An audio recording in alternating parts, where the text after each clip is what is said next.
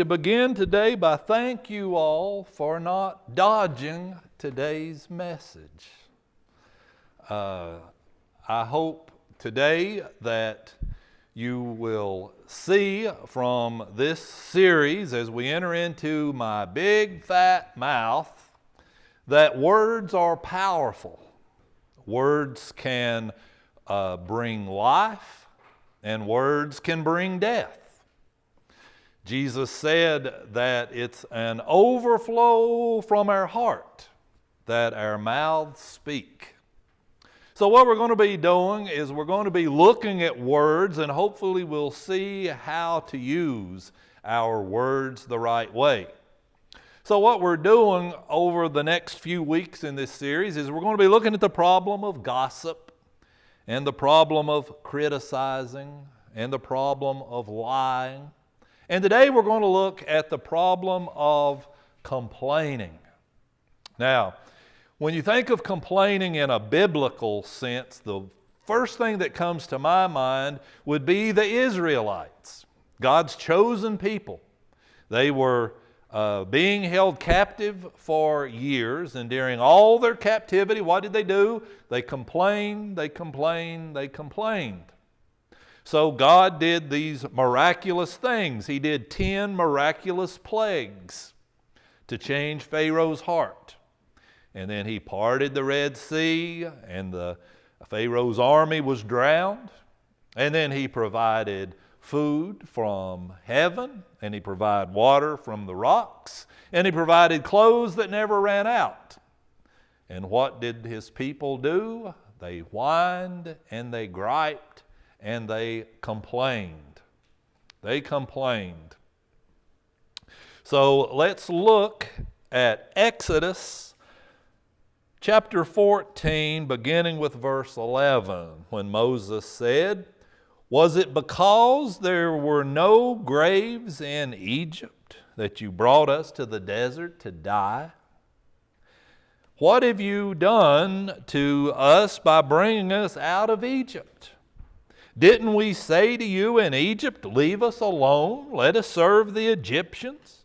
It would have been better for us to serve the Egyptians than to die in the desert." Sounds like a lot of us. Sounds like a lot of us. And now to add insult to injury, Moses said to them something that ought to stun us to silence. Moses said to them, he said, "You're not grumbling against us. You're not complaining to us," he says. "You're complaining to God. You're complaining to God. You're grumbling against the Lord."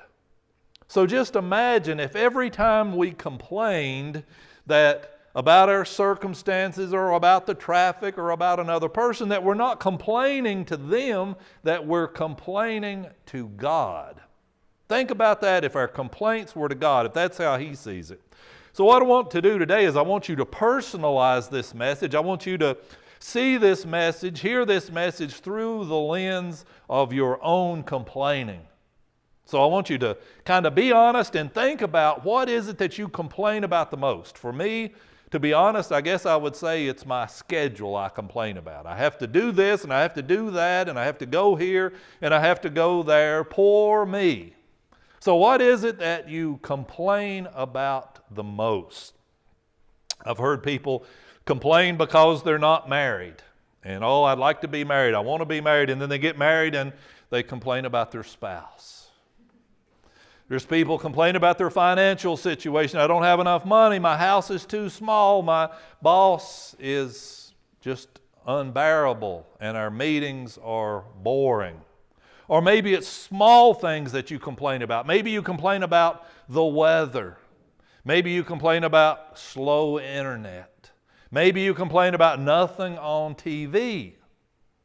And what I have to clarify now is that the problem is not the weather. The problem is not the traffic. The problem is not Netflix, that they have no original content that meets your rating. It's not that. The problem is that we've taken our eyes off the goodness of God and we've placed our eyes dead center on us. This causes us a constant curse of complaining. So what I want to do today is look at a text that I find just as a blow-away text. And it's from the Apostle Paul. Now, if anybody had the right to complain, it was the Apostle Paul. Now, Apostle Paul had on his bucket list an item. Actually, I guess it would be more than a bucket list because he felt called to this. And what Paul felt called to do was go to Rome and preach. And he wanted to go to Rome and preach because he knew if he won over Rome, that he could win over the rest of the world. And so he wanted to go to Rome to preach to the most important people. And so he got half his wish. He got to go to Rome. But he was arrested and went to Rome not as a preacher, but as a prisoner. And so he was locked up in a Roman prison for 2 years, and he was chained to Roman guards 24/7. So I would have to say that had that been me, all I wanted to do was go to Rome as a preacher. All I wanted to do was go preach. And I ended up locked up in prison. I think I would complain to God. And I think I would have said, God, how can this happen to me? This isn't fair. I'm the Apostle Paul. I've done nothing but serve. I've been shipwrecked. I've been beaten and left for dead. I've been snake bitten. I've had all these things happen to me, and all I did was want to serve. And you know how strategic Rome is. You know how important this is, that if we win over Rome, we can win over the whole world. And now here I am locked up in this prison, and the floor's hard, and the food's bad, and the body odor of this guard makes me just want to puke on him right now. Now maybe that's just me, but I think I would have felt that I needed to complain. But what about the Apostle Paul? Instead of complaining to God about how he got it wrong, what did he do? He wrote this letter to the Philippians, chapter 2, verses 14 and 15. And here's what Paul said. He said, do everything without grumbling or arguing. Another translation says, do everything without complaining. Pretty high standard. Do everything without complaining. Whatever you do, whether in word or deed, do so without grumbling or complaining. Now, there's some spiritual reasons why we shouldn't complain, and there's some practical reasons why we shouldn't complain. So I'm going to talk about the spiritual reasons, but I'm going to start with the practical reasons of why we shouldn't complain. And there's a book written by a doctor, Dr. Travis Bradberry, and the book is Emotional Intelligence 2.0. Emotional Intelligence 2.0. And in this, the doctor writes a lot about complaining. And what he writes about complaining is that the more people complain, the more we complain, our brain becomes hardwired to, guess what? More complaining. The more we complain, the more we complain. The more negative our thoughts are, the more negative we think, to the point that we get this confirmation bias in that whenever we think about something a certain way, that's what we find. So if you thought about out in the parking lot about how much you were going to dislike me this morning, then guess what you found when you got in here? You dislike me. Whatever it is, we have this bias confirmation that whatever we're thinking bad about turns out to be bad. That's what happened to the Israelites. When they were in captivity, and I'm not going to say they didn't have a right to complain, but they complained so much in captivity that when they were freed, they still complained. They still complained. Now, I don't know about you, but I don't want to have preconceived notions about life that make things bad, because life is bad enough on its own. So when I would rather see life as something that's pleasant, something that's helpful, and something that's hopeful.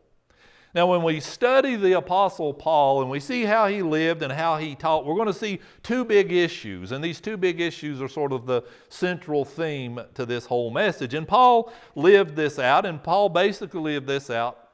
He says, if you're in a circumstance, whatever that circumstance is, and you can change it, then change it. If you're in a circumstance and it's something bad, and it's something you don't like, and you have the ability to bring your A game and change it, then bring your A game and change it. Now that's how the Apostle Paul lived. We say we're not going to go through life and say, oh, everything's just great, because life isn't like that. But what we're going to do is we're going to notice when something is bad, and that's not a sin. It's not a sin to notice that something bad. Where the sin boils up is when we see that something bad and all we do is complain about it and never do anything about it. It's sort of like Nehemiah in the Old Testament. You remember Nehemiah saw that the wall was down. What did Nehemiah do? Well, I tell you what he didn't do. He didn't complain about it and say, oh, woe is me, this is a terrible thing that the wall's down, all the people are vulnerable, and somebody should have already built this wall back. Instead, Nehemiah took action, and he did what he could do. Remember, we called it a righteous dissatisfaction or a godly discomfort. When we look at something and we see that it's wrong, and instead of complaining about it, we do something about it. And then we have Paul's teaching. Paul taught that if you're in a circumstance like being chained to a Roman guard and can't do anything about it, then change your perspective. If it's something you can change, change it. If it's a circumstance you can't change, change your perspective.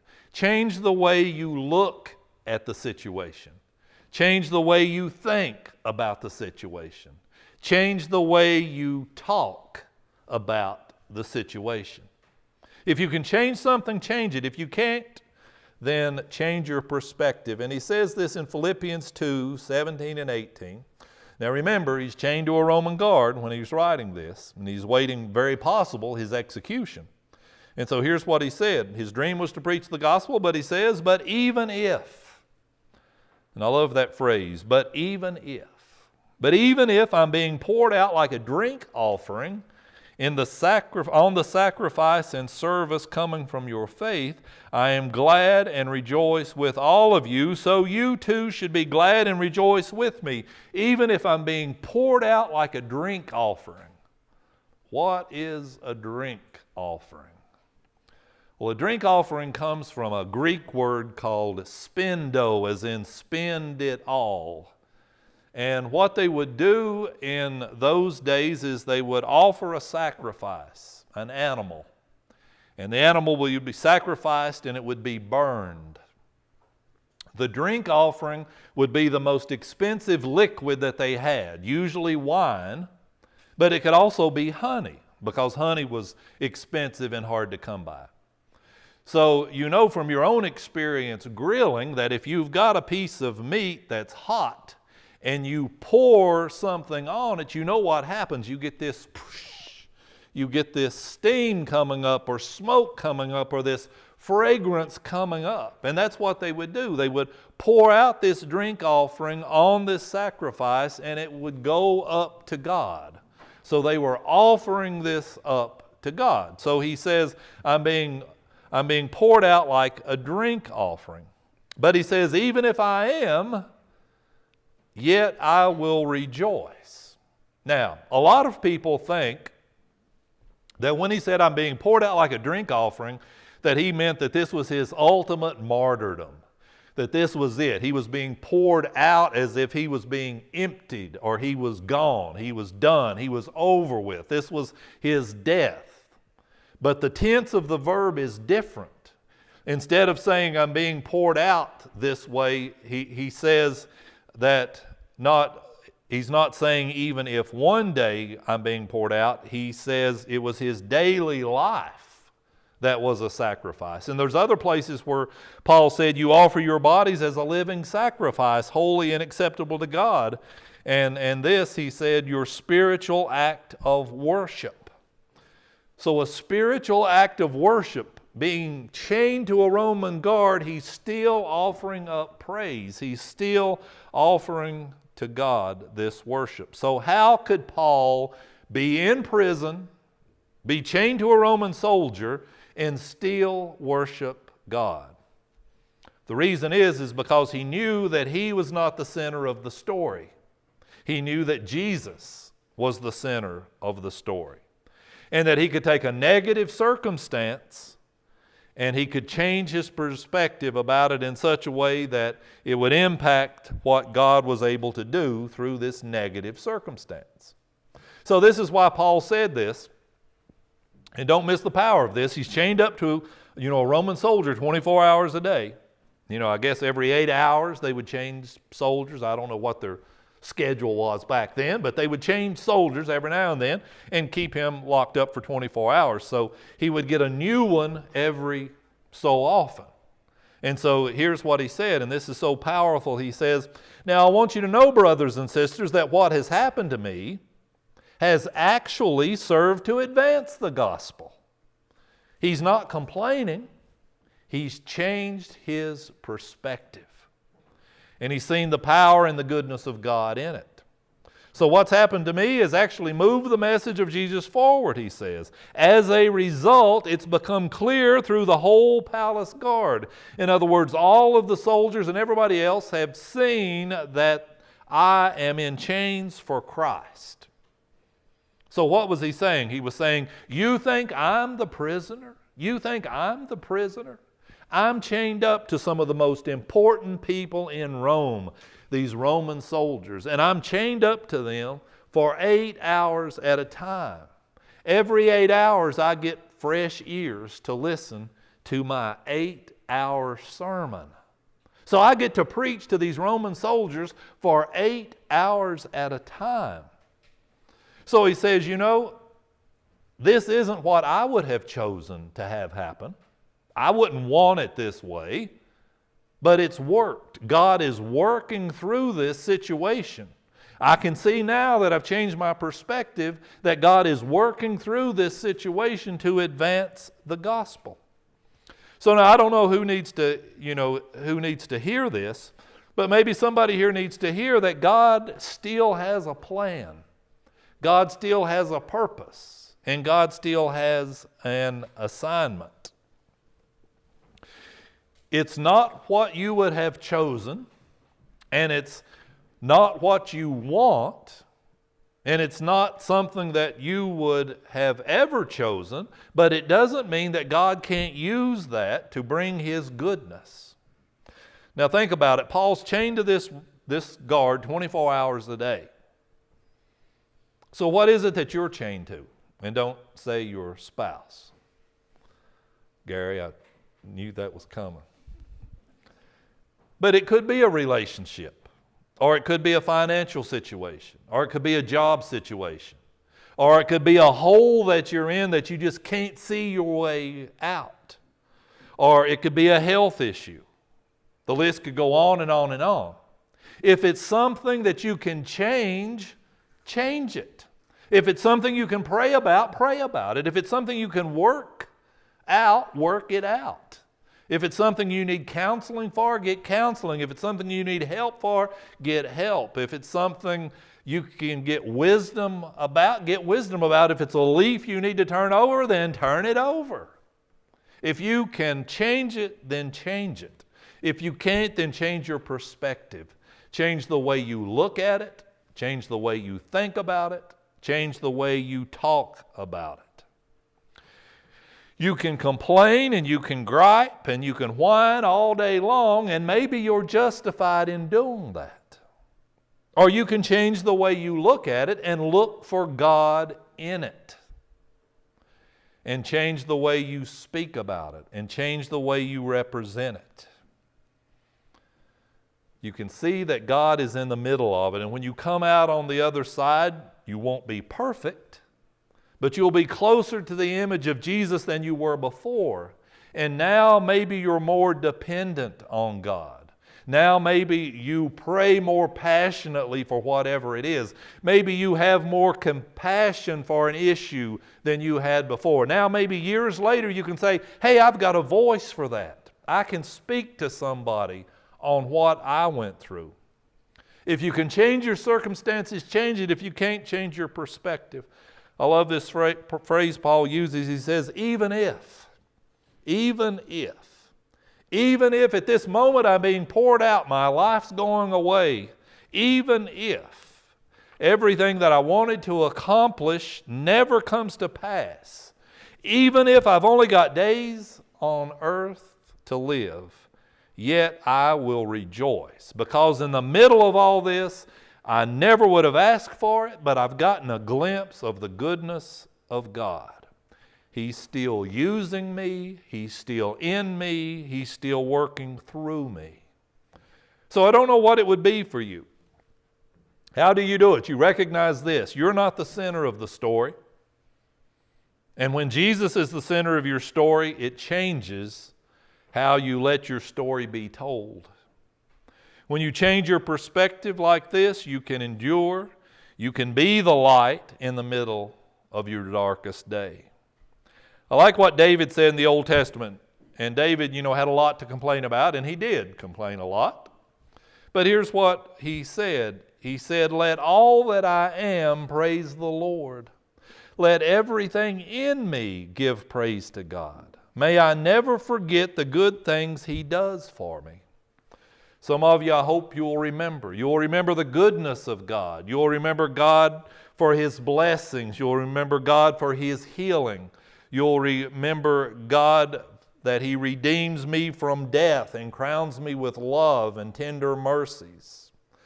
So I don't know who this is speaking to. Life is tough. If you can change something, do it. If you can't, change the way you look at it. And look for God's grace and His power and His goodness and His forgiveness. And let the Holy Spirit carry you when you're too weak. That's how in the middle of a Roman prison, when Paul's dream was to go as a preacher and he ended up as a prisoner, he could say, you too can do everything without grumbling or complaining.